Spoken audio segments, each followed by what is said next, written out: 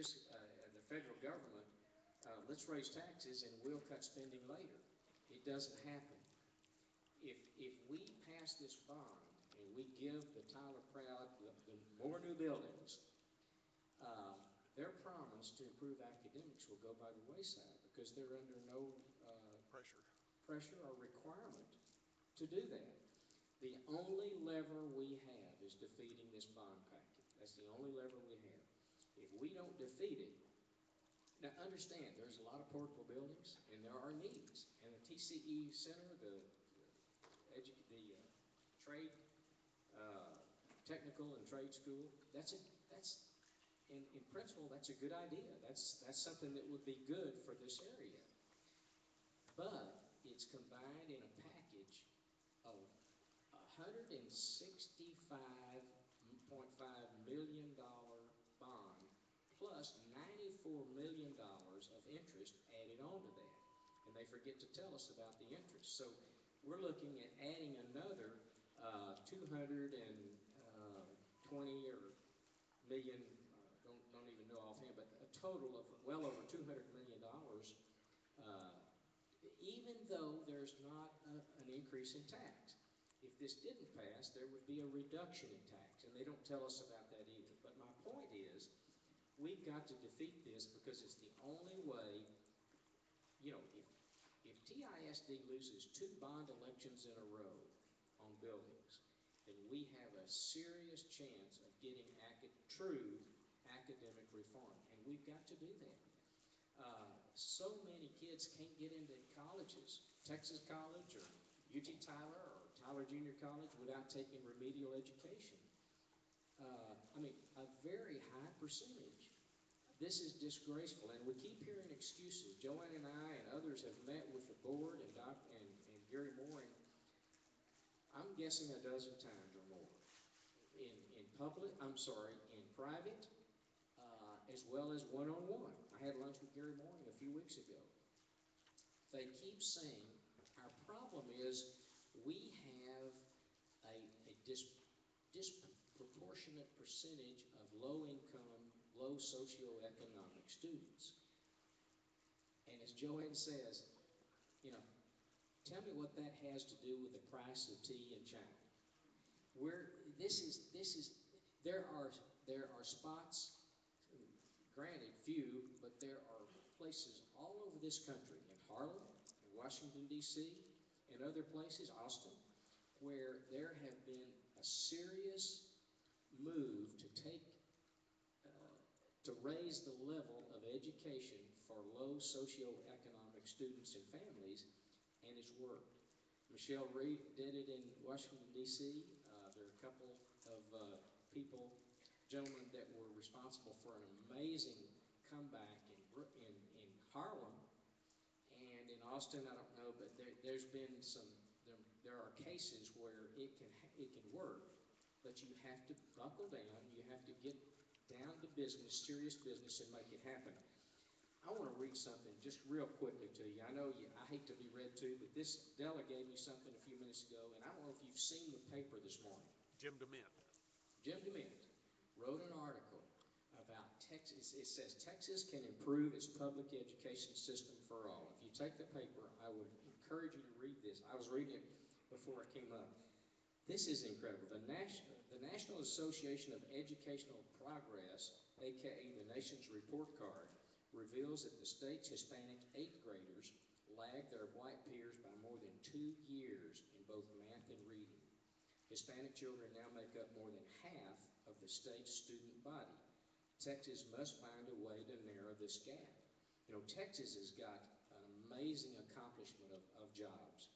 Nationwide, only 14 major metropolitan areas boast more jobs today than they had 5 years ago, and 6 of those 14 are in Texas. Yet that superb business climate could change radically and quickly if Texas fails to meet the educational challenges it faces today. And he makes an example of Florida.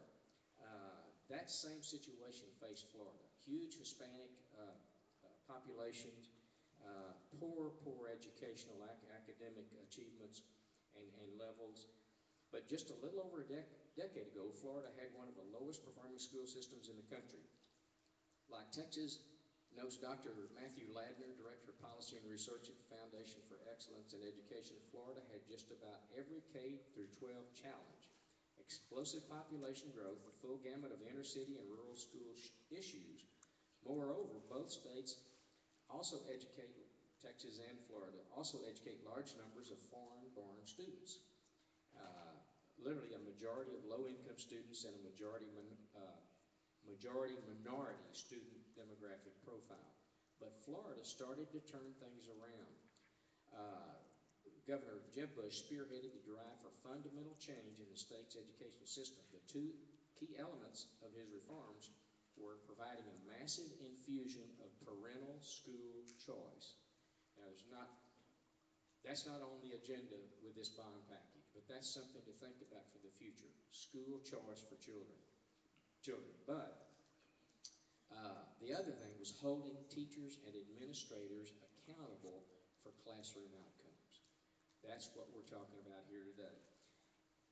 Soon after that, the academic performance of the Sunshine State students skyrocketed. Across the board, academic achievement increased for all students. At the same time, the achievement gap narrowed between white and minority children. Today, Florida's Hispanic and Black students outscored the reading averages for all students in many other states. I won't go on, but this can be done.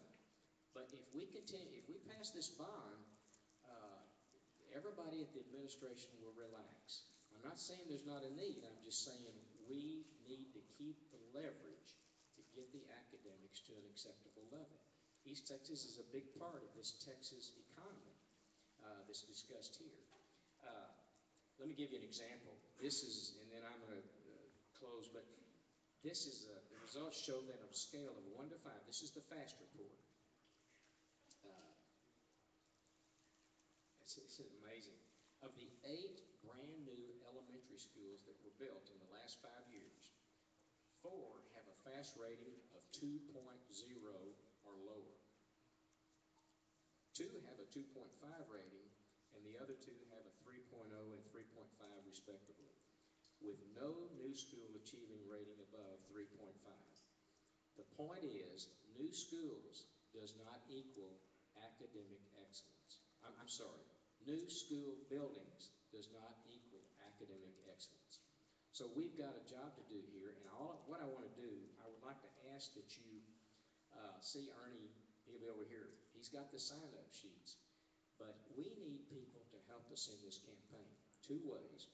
We need people, 3 ways. We need people to pray for the outcome, for the results of this election. But secondly, we need some people to volunteer. Rosie is heading up a phone bank. So we need people that would be willing to make some phone calls. We need a little money.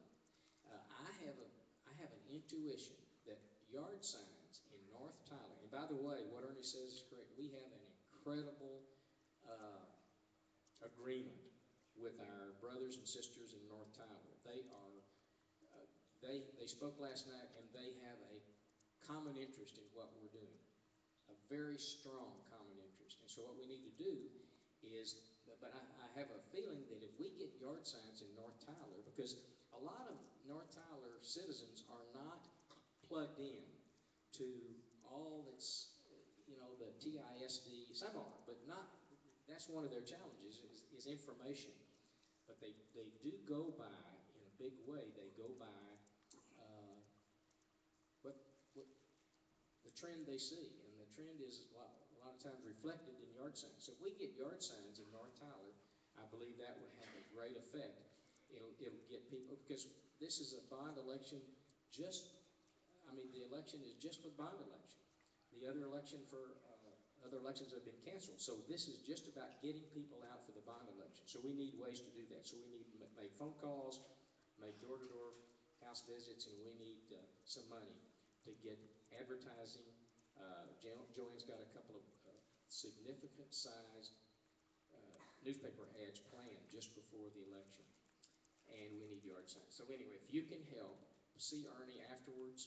He's got a sign-up sheet, and we need a little money. If you can donate some to this cause. It's a PAC, so it'll be a donation directly to the PAC, and it'll go into advertising and what we need to do to get this bond, this particular bond defeated. And then by the time we're ready to build schools on the next bond, perhaps we'll have our academic standards up to where we want to see them. Okay? Thanks so much for your time. Ernie?